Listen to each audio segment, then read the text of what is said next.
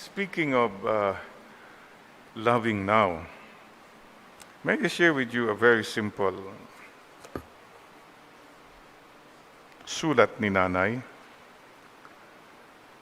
Ito po, ang sabi, as you listen to this, will you please remember your loved ones who have gone ahead or who are still with you.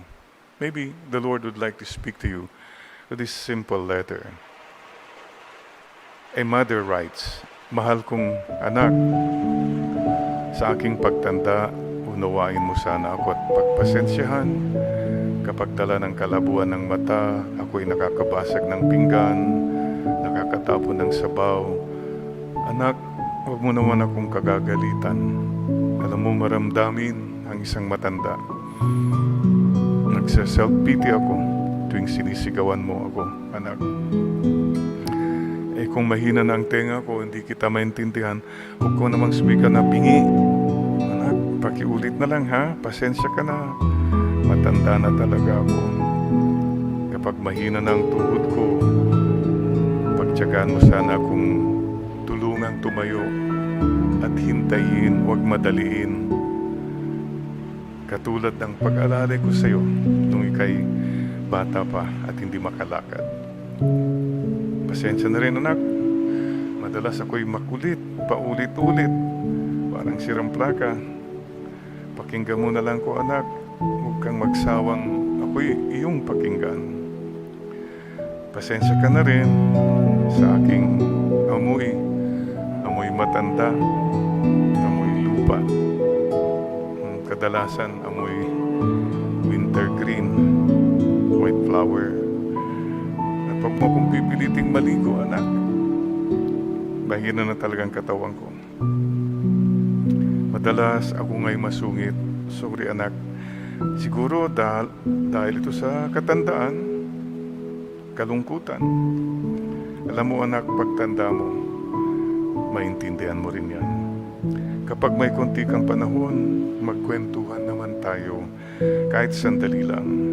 Please, anak, alam mo, inip na ako sa bahay, maghapong nag-iisa, walang kausap. Alam kong busy ka sa trabaho mo, subalit nais kong malaman mo, anak, sabik na sabik akong makakwentuhan ka. Kahit alam kong hindi ka interesado sa mga kwento ko. Natatandaan mo, anak, nung bata ka pa, pinagtiyagaan kong pakinggan, intindihin mga pautal-utal mong kwento tungkol sa iyong mga laruan at mga kaibigan. At kapag dumating ng sandali na ako'y magkakasakit at maratay sa panig ng karamdaman, anak, huwag mo sana akong pagsawaang alagaan, ha? Pasensya ka na kung ako man ay maihi o madumi sa higaan.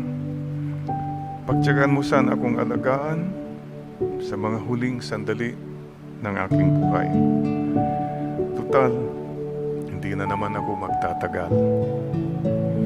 At kapag dumating na ang sandali ng aking pagpanaw, sana nandiyan ka anak sa tabi ko.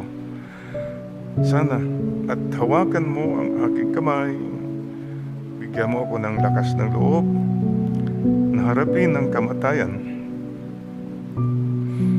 At huwag kang mag-alaala anak, kapag kaharap ko ng Diyos na lumikha, ibubulong ko sa Kanya na pagpalain ka sana dahil naging mapagmahal ka sa iyong ama't ina. Anak, mahal na mahal kita. Mga kapatid, may mga tao bang dapat mo pang mahalin? Dapat mo nang mahalin. If today you hear His voice, harden not your hearts. Do not postpone your loving, your appreciation. We honor the saints, we honor the old souls if we love now. Now na. May God give us the grace not to focus only on ourselves, but to really focus on on people around us and to hear what they are saying and what they are not saying.